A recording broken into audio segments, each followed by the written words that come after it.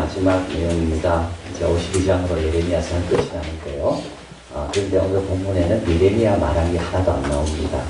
역사적인 내용만 여기에 나옵니다. 그 이유는 하나님 말씀대로 된다는 것을 강조하기 위해서입니다. 예레미야 1장에 내가 너에게 누구에게 보내든 너는 가고 뭐를 말하게 하든 너는 전하라. 예레미야가 얼마나 전했을까요? 전한 지 몇 년 만에 이게 이루어질까요? 40년. 40년 만에. 근데 하나님 일하는 게 어렵습니다. 하나님께서 39년쯤 불러가지고 그저 전하게 하고 1년 뒤에 일어나면 얼마나 편하겠어요. 근데 우리 하나님께서는 40년 동안 외친 거예요. 근데도 인간은요 안 들어요. 하나님 40년이나 기회를 주신 겁니다. 그래서 하나님의 일을 감당하려면 이렇게 먼 장래를 보고 일하는 거지. 오늘 기도한다고 내일 응답받고 오늘 약속받았다고 내일 당장 변하고 그거는 전혀 우리 하나님 성품과 맞지 않습니다. 그런 사람들이 어디로 갑니까? 다 우상에게로 갑니다. 방법과 시기를 본인이 조절하려는 사람은 어디로 갈까요? 하나님한테는 그게 안 통하거든요. 다 어디로 갑니까? 그래서 우상으로 가는 거예요. 자기 마음대로 조정할 수 있으니까. 우리 하나님은요, 네가 예레미야 네가 내한테 맞춰야 돼요. 그래서 40년만. 하나님께서 환상도 보여주고 입에 손도 대셔서 입도 바꿔주시고 다 능력도 주셨습니다. 그런데도 몇 년 걸렸다고요? 40년 걸렸다고요. 40년 동안 누려야 되는 거. 40년 동안 기다려야 되는 거. 40년 동안 흔들리지 말아야 되는 겁니다. 신앙생활의 그 범위, 그 기한 자체를 이렇게 길게 해야 되는 거예요. 그래서 오늘 본문은 하나님 말씀, 예레미야가 말씀한 대로 다 무너지고 다 잡혀가고 그뿐만 아니라 또 하나님께서는 뽑고 허시뿐만 아니라 세우신다고 했는데 이 여호와김이 다시 세움을 받는 그것도 몇 년 뒤에 일어납니까? 37년 뒤에 또 일어납니다. 37년 뒤에 우리 이사야 55장 11절 같이 읽어봅니다. 내 입에서 나가는 말도 헛되이 내게로 돌아오지 아니하고 나의 뜻을 이루며 나의 명하여 보낸 일에 형통하리라. 이게 40년 뒤인지 50년 뒤인지 그러나 분명히 믿을 것은 헛되이 나간 것은 아니다. 민수기 23장 19절 읽어봅니다. 하나님은 인생이 아니시니 시건치 아니하시고 인자가 아니시니 무게가 없으시도다. 어찌 그 말씀하신 바를 행치 아니하시며 하신 말씀을 실행치 않으시라. 하나님께서 그냥 하는 말이 없습니다. 오늘 주시는 말씀도 여러분 그냥 해보는 말씀이 아닙니다. 지난 주에 들었던 말씀도 그냥 하신 말씀이 아닙니다. 새벽마다 하시는 말씀은 그냥 하시는 말씀이 아닙니다. 우리 하나님은 시간하는 분이 아닙니다. 그냥 실수하는 분이 아닙니다. 그래서 내가 바꾸고 그런 하나님이 아니라고요.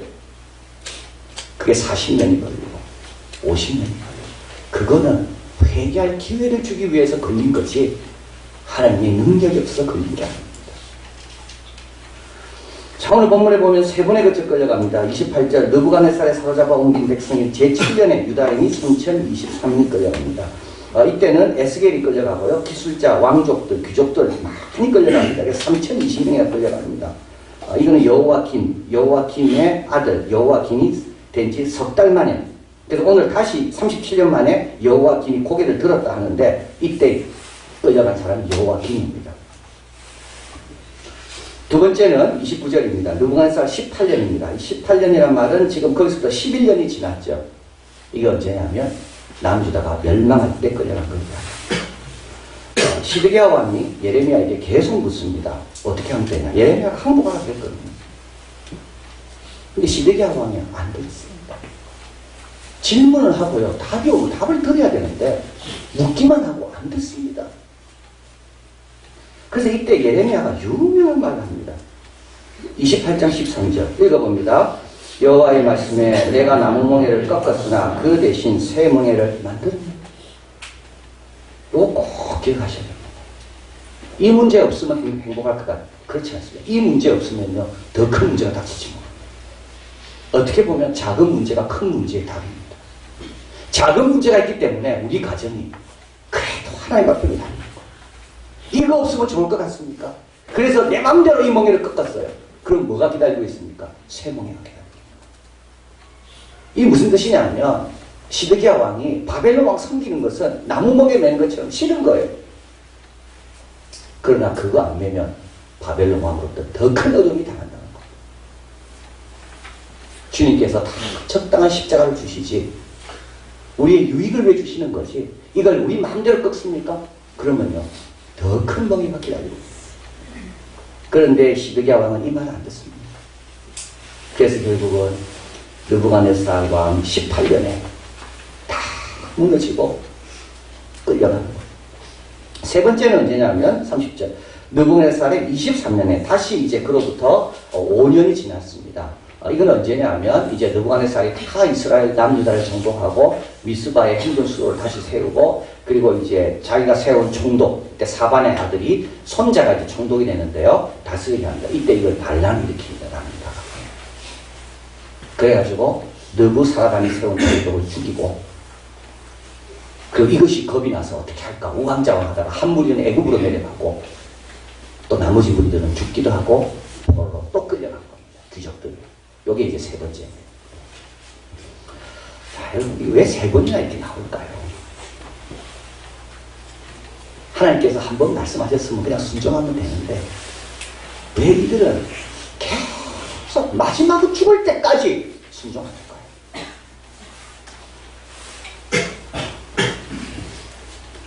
가능성이 있을 때 순종합니다.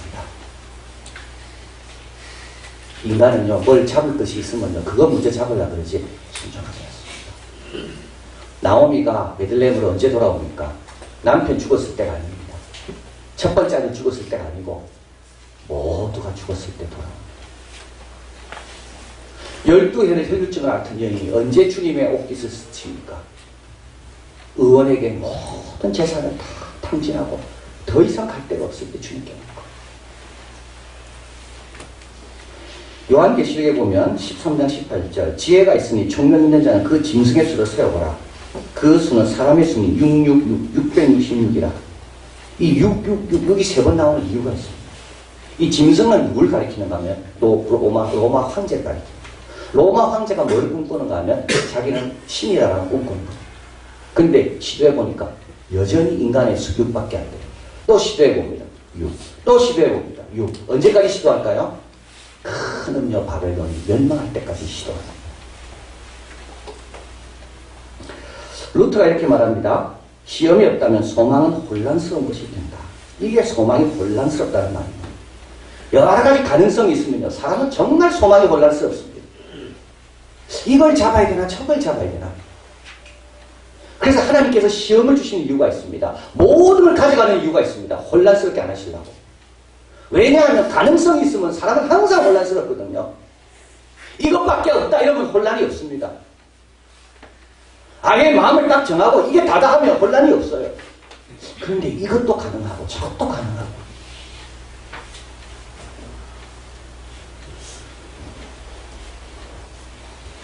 이런 혼란을 가리켜서 루트는 말합니다. 이건 소망이 아니라 막연한 기대가 되고 그래서 우리 하나님은 환란을 보내 모든 것을 빼앗고 완전히 발가벗겨버린다.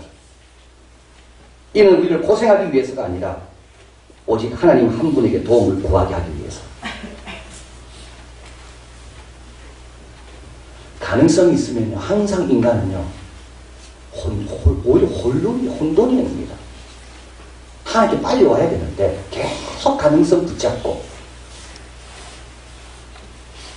막연한 기대를 두다가 결국은 어떻게 돼요?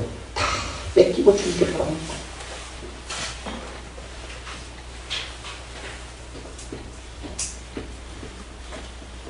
예레미야가는 말씀합니다. 3장 33절 한번 읽어볼까요? 주께서 인생으로 고생하며 근심하게 하시니 본심이 아니시도다.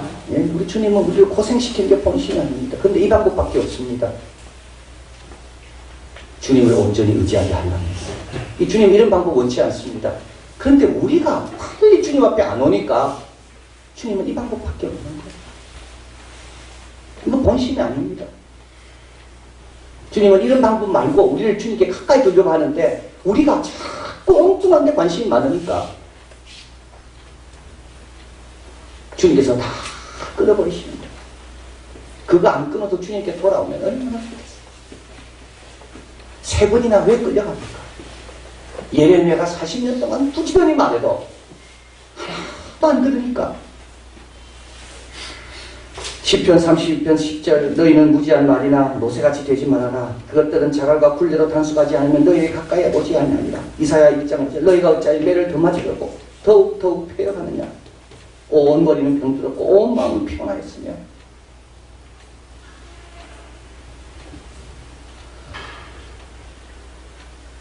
전쟁은 여자의 얼굴 하지 않았다는 책에서 그 여자가 이렇게 이야기합니다. 한 사람 말을 인용하는 거죠. 전쟁은 시간 낭비라고. 자기 아버지가 밤새도록 그 다리를 건설하기 위해서 설계 동문을 보고 그렇게 고민했던, 그래서 세웠던 다리가 폭탄 하나가 다 무너집니까? 그 여자, 자기 아버지 건축 설계자의 딸인 그 여자는 전쟁에 참여하면서 자기는 시간이 제일 아까웠대요. 지금 일어나는 일들은요, 이거 다시 세우려면 시간이 얼마나 걸리겠습니까? 하나님과 전쟁하는 사람은요, 시간이 너무 아까운 거예요, 지금. 3번이나 가야지 이제 깨닫는 거예요. 그 방법밖에 없어서. 그래서 오늘 이 3번이 나오는 겁니다. 자, 그리고 그 뒤에는 어떻게 됐을까요? 31절 유다왕 여호와긴 사로잡힌 지 37년 곧 바벨론 왕 에월 무로다기 왕이 바뀌었죠. 바벨론 왕이 느부갓네살 왕에서 이제 그 아들 에월 무로다기 왕이 됩니다. 즉위원년 12월 25일에 유다왕 여호와께서 옥에 내어놓고 그 머리를 들게 하고, 머리를 든다는 것은 존경, 권능을 말합니다. 옷을 입는다는 것은 이제 자유인이 됐다는 겁니다. 죄수의 신분이 아닙니다. 평생 먹을 음식을 제공받는다는 말은 그는 일을 하지 않아도 됩니다. 그는 특별한 대우를 받는다는 겁니다. 넬슨은 말합니다. 희망은 특정한 기관이나 제도나 땅, 왕, 성전에 있는 게 아니다. 희망은 하나님의 은혜와 약속 안에서 발견됩니다.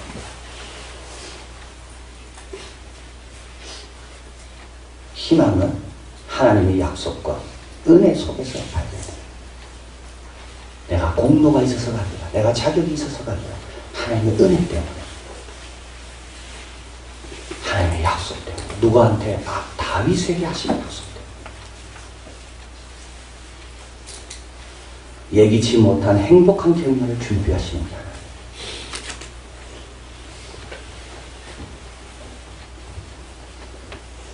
자, 그런데 바벨론 포로로 끌려간 사람들에게는 하나님이 예기치 못한 결말을 보게 됩니다. 37년째 여호와 길이 고개를 들고 날짜까지 다 나왔죠. 10월 20일. 이만큼 포로들에게는 엄청난 사건이었다는 것. 그런데 또 다른 무리가 있는데 이거를 경험할 수 없는 무리들이 있습니다. 누구냐면 애국으로 도망간 자.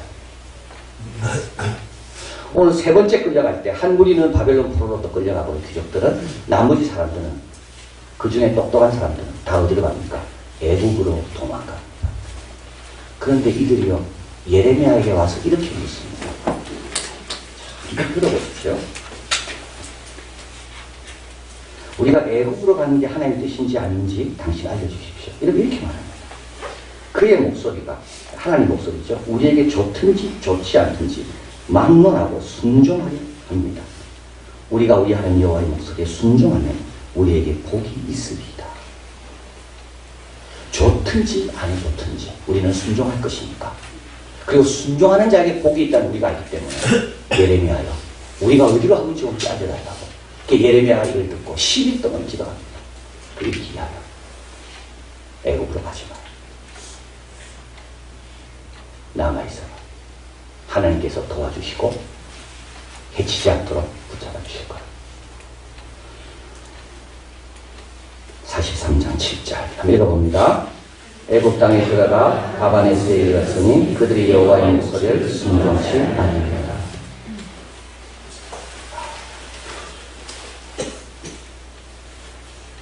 예레미야 보고 뭐라고 했습니까? 하나님 순종하기 복입니다. 좋든지 아니든지 우리 들을 거니까 제발 물어서 하나님께 알려달라고. 예레미야 그 말 믿고 10일 동안 간절히 기도해서 들어가지 말라고 했어요. 들어가요.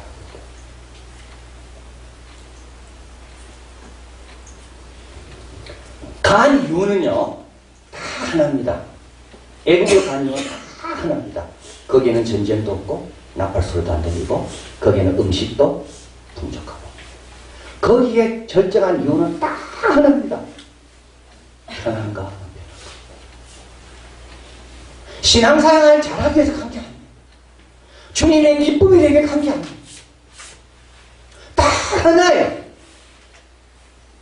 어디 가면 좀 편할까? 어디 가면 내가 좀 고생 안 하고 살까? 딱 하나예요.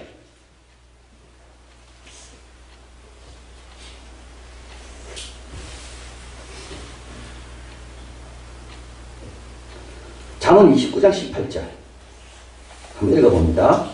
묵시가 없으면 백성이 방자에 행하거니와 율법을 지킨다면 복이 있습니다. 묵시라는 말은 비전입니다. 비전이 없습니다. 편한 것밖에 비전이 없습니다.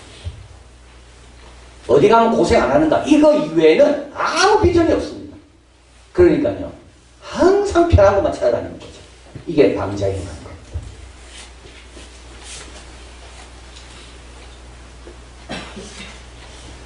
이번 인쇄관 우리 대표님이 오셔가지고 이제 그 결핵 다제 내성 결핵 환자에 대해서 이야기하는 표준 처방이라고 이야기하셨습니다. 6개 약을 먹어야지 18개월 동안 낫는 겁니다. 표준 처방. 그런데 그게 부작용이 너무 많대요. 왜냐하면 이미 이들은 새로운 약은 안 듣기 때문에 옛날 약을 줘야 된대요. 근데 그 옛날 약은 왜 옛날 약이냐면 부작용이 많았기 때문에 옛날 약이라는 겁니다. 그런데 이분들은 이미 약을 어설프게 먹는 바람에 지금 약 가지고는 부작용이 적은 약 가지고는 몸에 안 듣는 거예요. 그래서 어떻게 새로운 약을 개발 안 하니까 안 좋았던 약을 구해가지고 준다는 겁니다. 그러니까 부작용이 얼마나 많겠습니까? 막 토하고 쓰러지고 아무것도 못하고 그런데도 표준 처방대로 먹어야 되는데 그 이유는 왜입니까? 비전이 있습니까? 어떤 비전? 낳고자 하는 비전. 낳아서 내 집으로 가야 된다는 비전. 내 안에 있는 안 좋은 다세내성 결핵균을 퍼뜨려서 우리 자녀에게 힘들게 할 게 아니라 우리 자녀와 떳떳하게 내가 살아야 된다는 비전. 그래서 오히려 환자들에게 이렇게 가르친다 그러잖아요. 약이 받을 때마다 6개인지 확인하라고. 하나라도 비면 너는 못 가니까. 너는 못 사니까. 그래서 환자들은요, 그 힘든 약을 오히려 더 달라고. 힘든 게 중요한 게 아니죠. 뭐가 중요합니까? 비전이 중요한 거죠. 왜 우리는 힘든 걸 피해 다니려고 그럽니까? 우리의 유일한 기준은요, 힘드냐 안 드냐 아닙니까? 우리가 뭘 선택할 때 기준은 어디가 더 쉬우냐, 어디가 더 빠르냐. 우리의 기준은 그것밖에 뭐가 더 있습니까? 이게 하나님의 기쁨이 되냐? 이게 그리스도의 영광에 참여하기 위해 그리스도의 고난에 참여하는 거냐? 그런 기준은 없습니다. 우리는 그런 비전이 없으니까요. 약을 마음대로 빼죠. 그래서 이 약은 이래서 싫고 저 약은 저래서 싫고 그래서 자꾸 내성은 생기고 신앙생활 오래 하면 오래 할수록 바리새인처럼 되고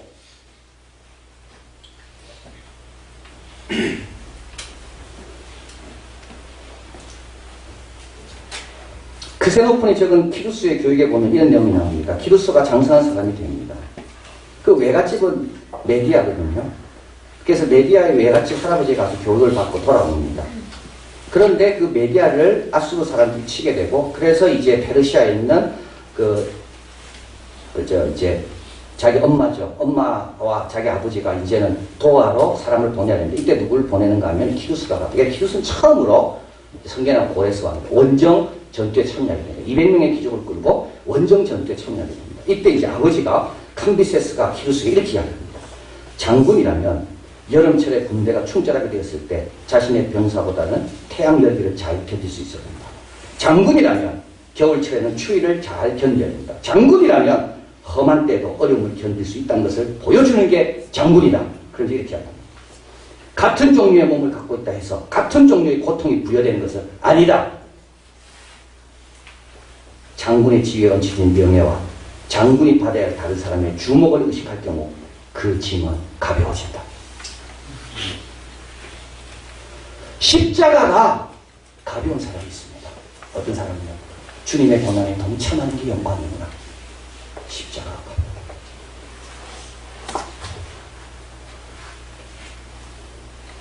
저는 이 구절을 읽다가 우리 예수님 말씀 생각났습니다. 내 멍에는 쉽고 내 짐은 가볍다. 이게 가벼워서 그런 줄 아닙니다. 저는 가벼워서 그런 줄 알았거든요. 쉬워서 그런 줄 알았어요. 그게 아닙니다. 주님의 영광과 고난을 생각하는 사람에게는 그게 무겁지 않다는 것. 야고보서가 이야기하죠. 너희가 시련을 만나거든 기쁘게 여기라고 했습니다. 왜 기쁘게 여길까요? 이 시련이 인내를 만들고 인내가 너희로 하여금 온전하고 구비하게 만들기 때문에 누가 시련을 기쁘게 여기는가 하면요. 내가 온전하게 되고자 하는 그 비전이 있는 사람은 시련이 기쁜 겁니다.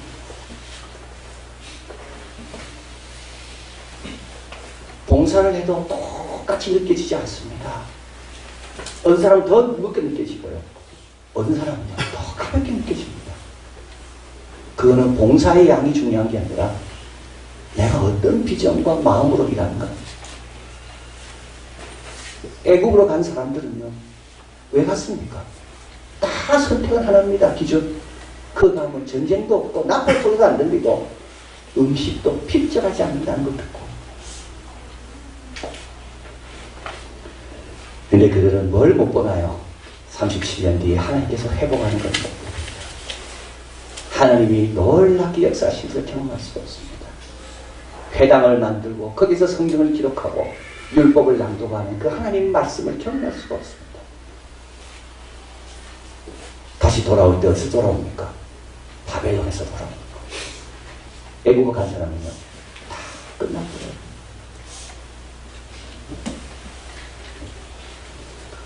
여러분, 말씀 앞으로 나올 때 말씀대로 된다는 것을 기억하고 내일도 안 됐는데 하나님, 모레도 안 됐는데 그런 생각 다 버리시고 40년 동안 내가 한번 기다려보자. 내가 한번 믿고 말씀대로 한번 살아보자. 40년 동안 예레미야처럼 나도 한번 해보자. 아예 그런 각오로 임해야 되는 거예요. 그리고 신앙생활 할 때마다 사도 바울이 말씀한 그겁니다. 마음을 새롭게 함으로 변화를 받아야 돼요. 우리의 마음이 늘 새로워져야 돼요. 비전을 점검하고 비전을 새롭게 갖춰야 되는 겁니다. 그리고 마지막으로 이 말씀을 전해야 됩니다. 말씀을 맡은 자에게는 성실함으로 전하라고 했습니다. 말씀대로 된다는 것을 기억하고. 그래서 주님이 주신 십자가 잘 지고 주님이 예배해 놓으신 놀라운 결말을 보는 우리가 되기를 바랍니다.